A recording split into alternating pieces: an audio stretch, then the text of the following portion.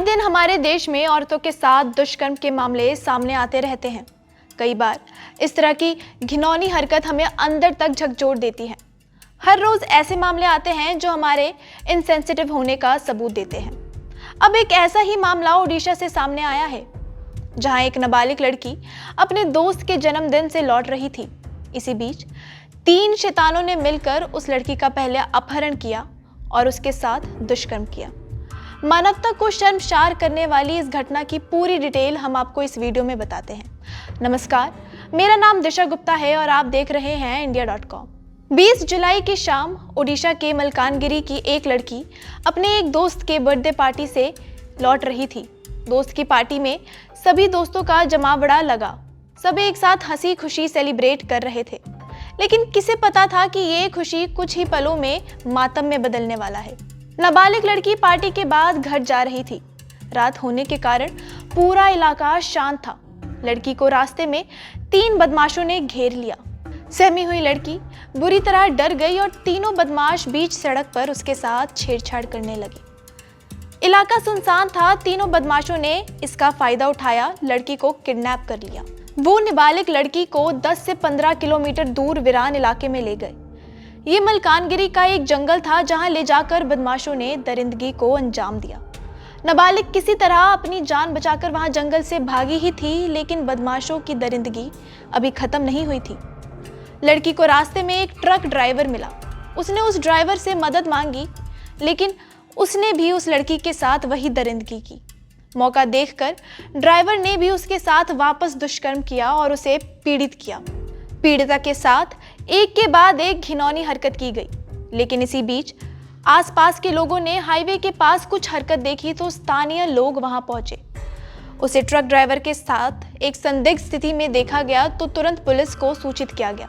ओडिशा की deputy CM Pravati Parida ने इसकी कड़ी निंदा की है और पीड़िता का जल्द से जल्द न्याय मिलने की बात की है। आइए आपको उनका ये बयान सुनाते हैं। देखिए, पहली बार हमारी सरकार ने जिस महिलाओं के ऊपर अत्याचार हमारी सामने आ रही हैं, हम उसके ऊपर कड़ा अभिमुख्य लेके कार्यानुष्ठान ले रही हैं। देखिए, पहली बार एक कॉलेज की प्रिंसिपल और लेक्चर के नाम पे आया, तुरंत हमने गिरफ्तारी किया।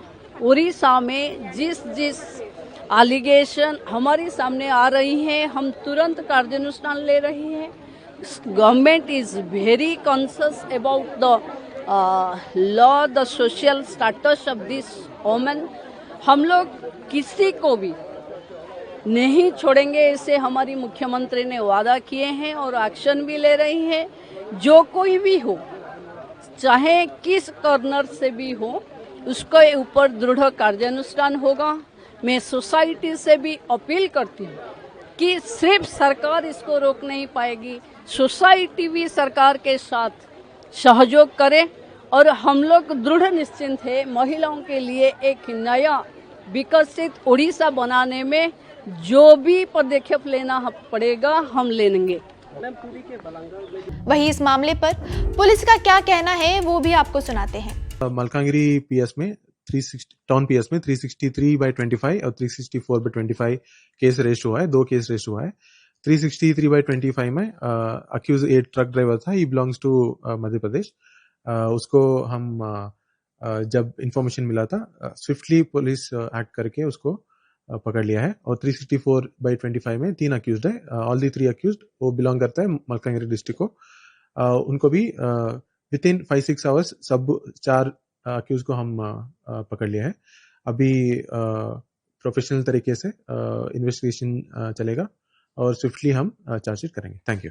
पीड़िता की मां की शिकायत के आधार पर आरोपियों पर आईपीसी और पॉक्सो एक्ट के तहत मामला दर्ज किया गया है। सरकार और प्रशासन न्याय की गारंटी कर रहे हैं और परिवार लगातार न्याय की गुहार लगा रहा है। इसी खबर पर जो भी अपडेट आएगी वो हम आपको लगातार देते रहेंगे। देश और दुनिया की तमाम खबरों के लिए देखते रहिए India.com।